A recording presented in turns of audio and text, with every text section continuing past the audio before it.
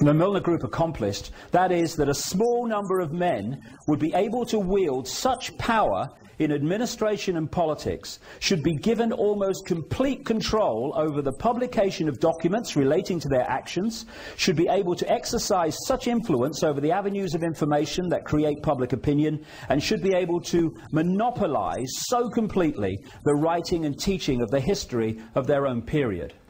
And he goes on to explain how they were behind the major events of the 20th century, including the 2 world wars. So that is one of the key networks within this structure. And there's the Trilateral Commission, the co-creator, now behind Barack Obama.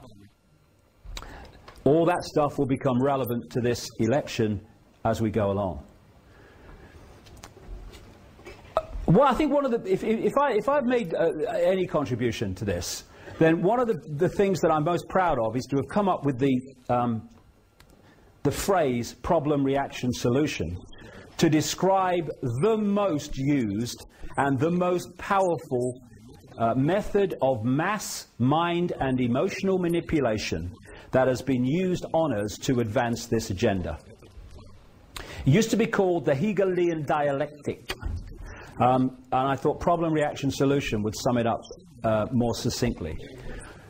What it means is that you want to change society in a way that if you did it openly and had a meeting and said, right, well, tell the public this is what we're going to do, you know that you would get a massive public reaction against what you want.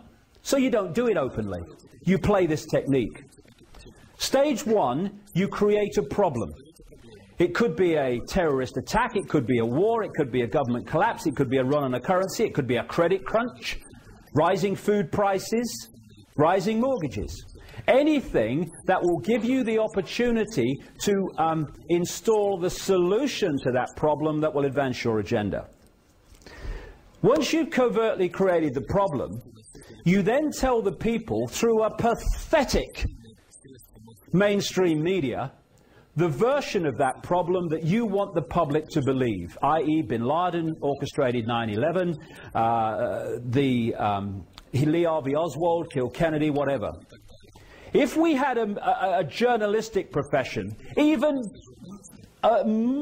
just in any way justifying the name, problem, reaction, solution fall down, because the explanation would be investigated, it would be found to be wanting, it would be reported to the people, this would collapse. Because we don't have a journalistic profession worthy of the name, the problem's created, the cover story of the problem is then reported to the people as official history, uninvestigated, and what they're looking for at stage 2 is a reaction from the public that says, in effect, something must be done, what are they going to do about it? Fear, outrage, do something. And then those who've covertly created the problem, got the public reaction, do something, then openly, through changes in legislation, offer the solutions to the problems they have themselves covertly created. And what are those solutions? They are changes in society to advance the Orwellian Big Brother state and the centrally controlled global agenda. At the 33rd level of Freemasonry, of the Scottish Rite, that's the highest official level, they have a motto, Ordo ab chaos, order out of chaos. Problem, reaction, solution. You try manipulating harmony, very difficult. You try manipulating chaos, piece of cake. They want chaos. You see, through problem, reaction, solution, we need to switch our minds a bit here. Because of problem, reaction, solution, they don't want crime figures to come down. Because if they do, they can't offer the solutions to the crime figures, which is more control. They want people knifed in the streets.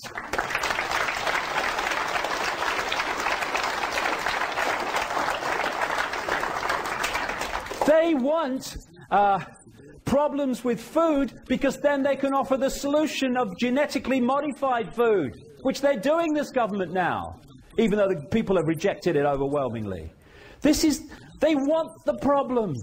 They have to have them or they can't offer the solutions. This is what Bush said after 9/11. You're free and freedom is beautiful, and you know it'll take time to restore chaos and order out of chaos, but we will. Problem, reaction, solution. This is the Second World War.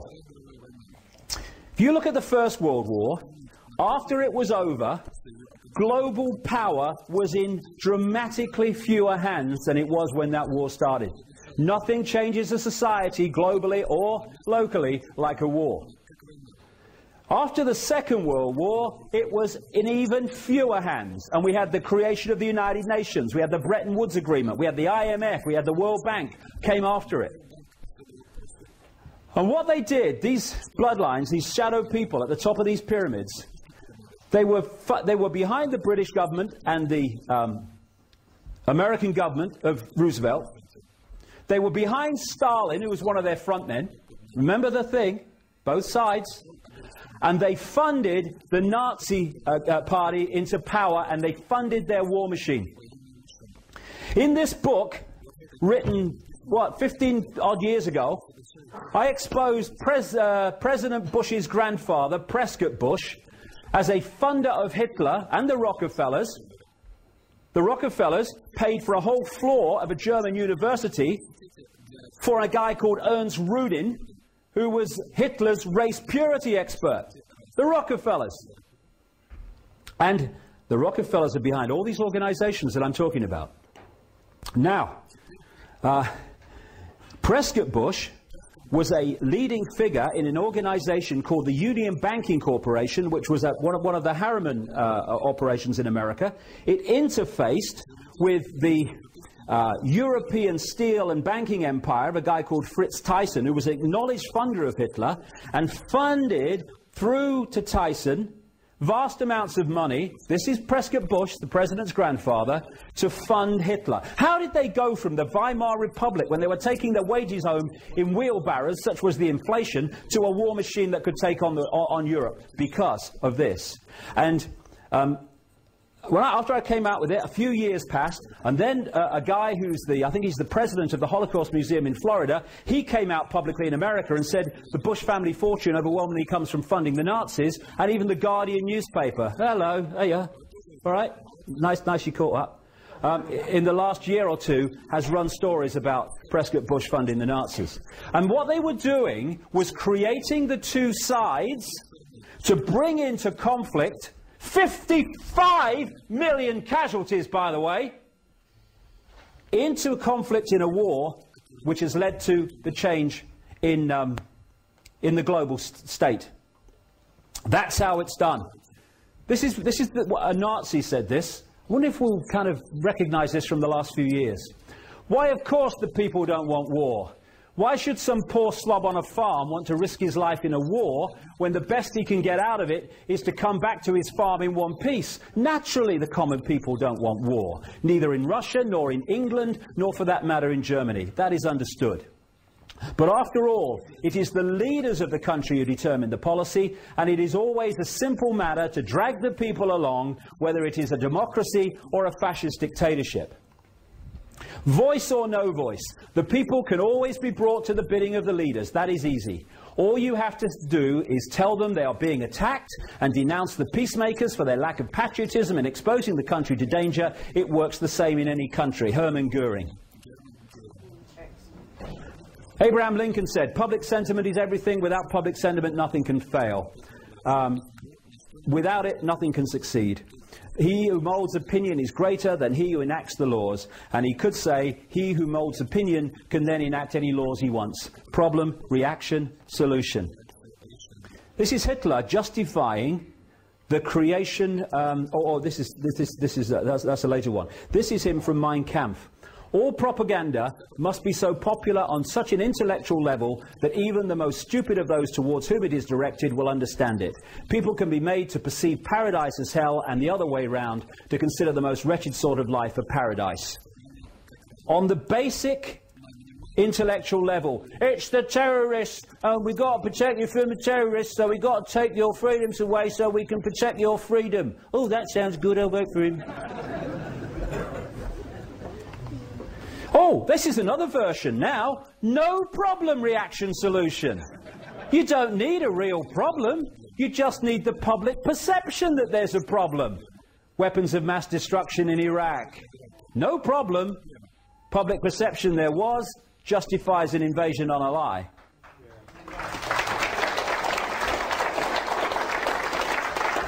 I love this one. Invasion checklist. Missiles, tanks, troops, planes, bombs, ships, guns. A reason. Come on. Hey. I'd say let's have a brainstorm, but apparently that's politically incorrect. You have to have a thought shower now. Let's have a thought shower. True. Bloody true.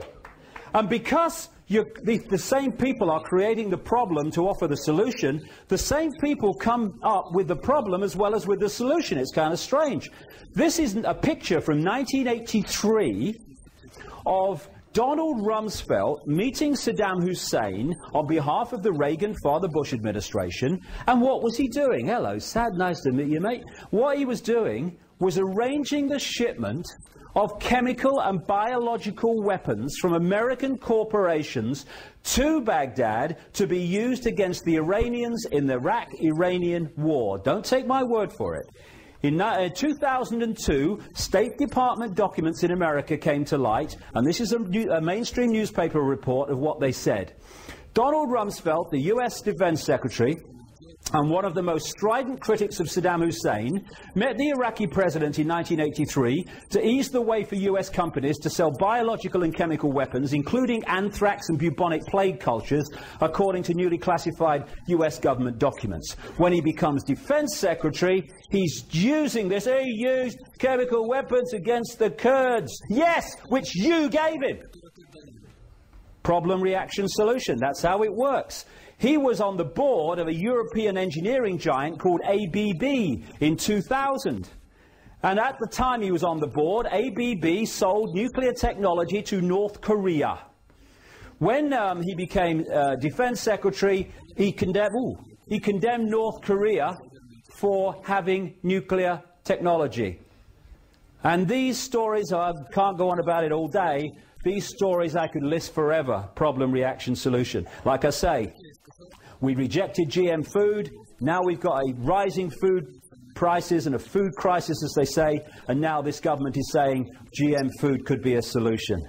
And because, like I say, when it's the agenda, they never take no for an answer. And they'll keep bringing it back and keep bringing it back. Just like they are with the treaty, which is the constitution in Europe.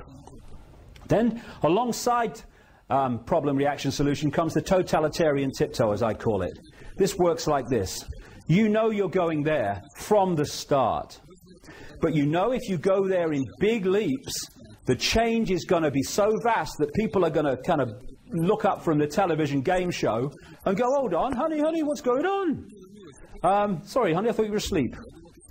I was. Lift their head from the game show, and they're going to say, what's going on? So they do it like that. They go from A to B, and then to D, and then maybe to E. They go as quickly as they can and as far as they can with each step, but not so far that they get a big public reaction. That's how this came about. I exposed the European Union way back in those books, and everything that's in them is happening now. This treaty, this constitution, this central, it's all in there. And I have to say, you know, when I hear David Davis going on about the European Union and all that stuff, well, like I said, you know, much earlier in this, whoever's in